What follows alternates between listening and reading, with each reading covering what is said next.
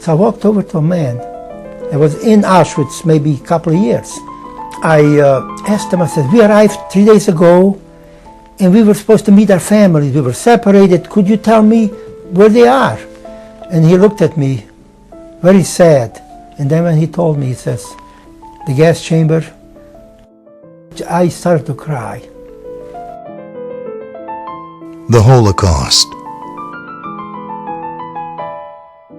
A single, simple word, but one that describes genocide on a scale that is almost unimaginable.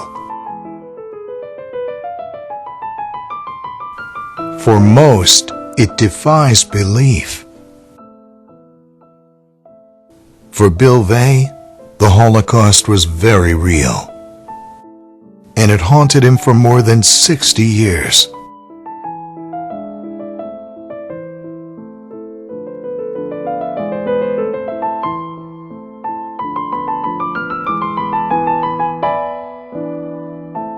I was born in the Carpathian Mountains of Czechoslovakia. My father's name was Avruhom, or Abraham, and my mother's name was Sura. I had 5 brothers and 1 sister. We were very religious people. Prior to World War II, the Nazis and their allies swept across Europe. Bill's hometown was occupied, first by the fascist Hungarians, allies of the Nazis. For Jews, life changed quickly. The Hungarians enacted anti-Jewish laws and deported Jews into the hands of the Nazis. Half of our town was taken away. They were taken across the border, and we didn't know nothing about it. One boy escaped, and he came back to our town. He said they were all shot. They dug trenches, and they were all machine gunned into those trenches. Bill and his family were driven from their homes and held in the Vegh ghetto when they received their deportation orders. The people out on the street, children crying and screaming, and with dogs, and kept telling us, let's go, pushing us, hurry, hurry. It was always rush us. I think they didn't want us to really think what's happening. So we were rushed. We came to the railroad station. There was a train of about 50 or 60 freight cars. We called them kettle cars. Bill's father gathered his wife and children and somberly told them that he did not know where the Germans would be taking them. He warned that they might be separated, but assured them that after the war, they could all meet at home again. Then, Bill's father cried. Big sliding door up front. We had to start getting the people in there. 50 or 60 in a car. We were packed in there. The children were little, they couldn't get on. We had to pick them up and put them on there. They came to a point where they had the car full, and there were some of the children, either on the car or off, screaming, "Mama, Mama," The guard just pushed them away to the next car. This is something I cannot forget. I saw that with my own eyes. The train took Bill and his family to Auschwitz. The journey was a nightmare. The soldiers brought over 5 loaves of bread and 5 buckets of water for a trip to Auschwitz of 3 days, 3 days of traveling. No bathroom facilities in those cars. We used the water up, those buckets, and those buckets were used for bathroom facilities.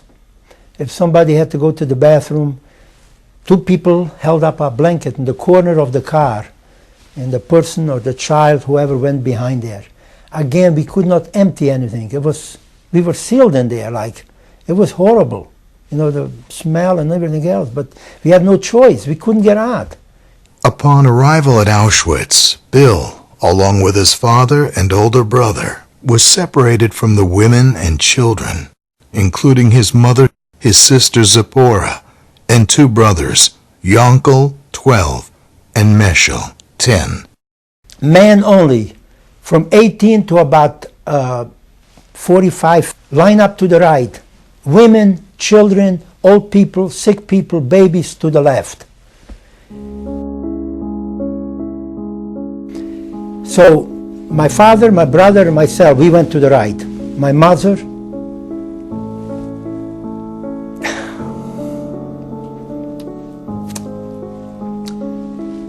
and my sister,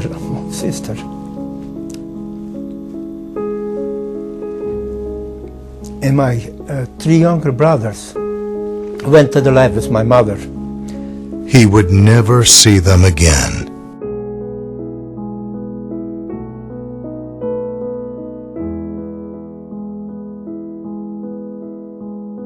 The men were shaved of all their hair and given uniforms. Afterward, Bill thought he had lost his brother and father. He could not recognize them among the hundreds of shaved heads, all in identical striped prison uniforms. The number B10575 was tattooed onto his arm, where it remained for the rest of his life. Then he was taken to Auschwitz subcamp Gleiwitz III.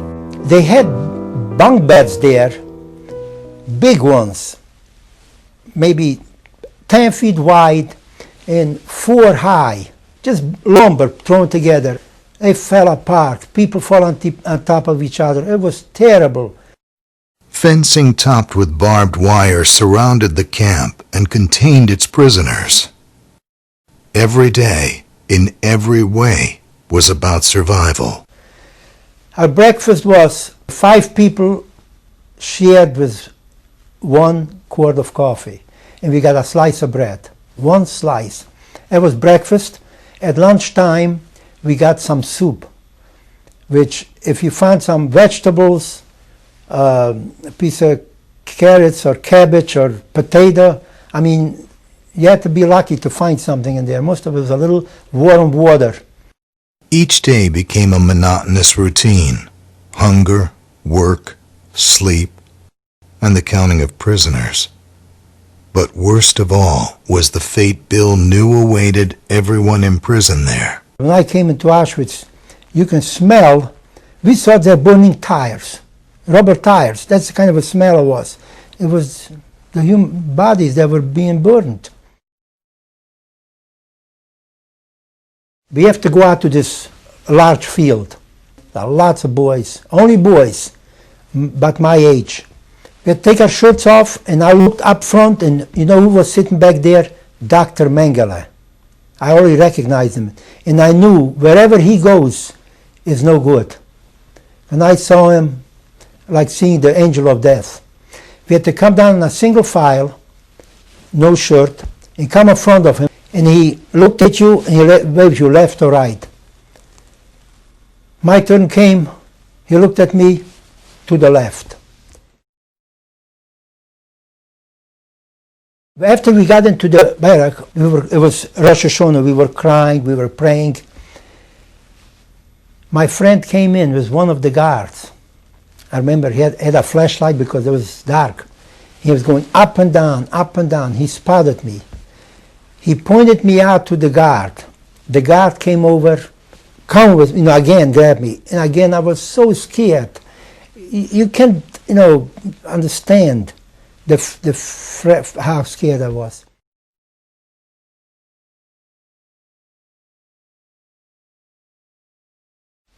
Early in the morning, the first chance I had, I rushed down back where my friend was, that barrack. There was no boys. There was blood on the floor. There was little cups laying all over that we carried with us. I ran over to my friend. I says, what happened? He says, last evening they came with trucks. They loaded those children on there, forced them on. Some refused to go. They were shot and thrown onto those trucks. That's where the blood was from. It says they were taken to the gas chambers.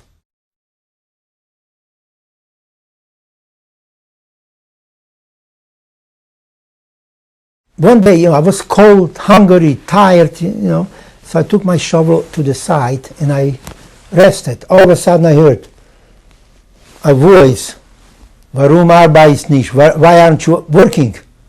I didn't say nothing, I started working. And we came to the camp, we were standing for appel, roll call. I heard B 10575. I didn't move. They called again. So the guy standing next to me, he gave me a push with his elbow. He says, you better step out because they'll find you and you'll be in real trouble. So I did step out. You had to walk out front. You had to drop your pants, your underpants.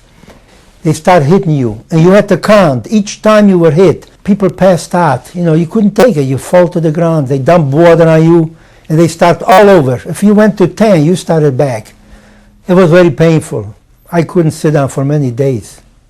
Black and blue from those marks. Work was steady, even when hope was in short supply. But work did not offer an opportunity to hide from death. They took us on that train for, I don't remember how many days. When we were in the train, we were packed like sardines. Who knows how long they've been traveling without food. Every morning, we used to throw bodies overboard. They froze to death. Suffering continued. Death was everywhere. But the war was starting to wind down. The bombing was going on, on almost every day, and then they decided to move us from that place, from that camp. They took us on a death march. There were 600 people that left Plattling. People were dying. If you couldn't walk, you stopped. You were shot. If you tried to escape, you were shot. We kept walking. All of a sudden, the guards walked beside us on both sides. The Americans were very close. And you can hear machine gun fire. They got scared. So they left us on the road and they took off by truck because there was Nazi trucks coming, jeeps, tanks. And we were scared to stay there because they might shoot us. We were in those prison clothes and all that. So we took off down the ditch, I remember, and up. Snow was deep. And I kept looking back. Are they coming after us? Now, when you're scared for a long time, it just scares you. And we kept going. Finally, we passed the ditch and we didn't see the highway no more. So we relaxed a little bit.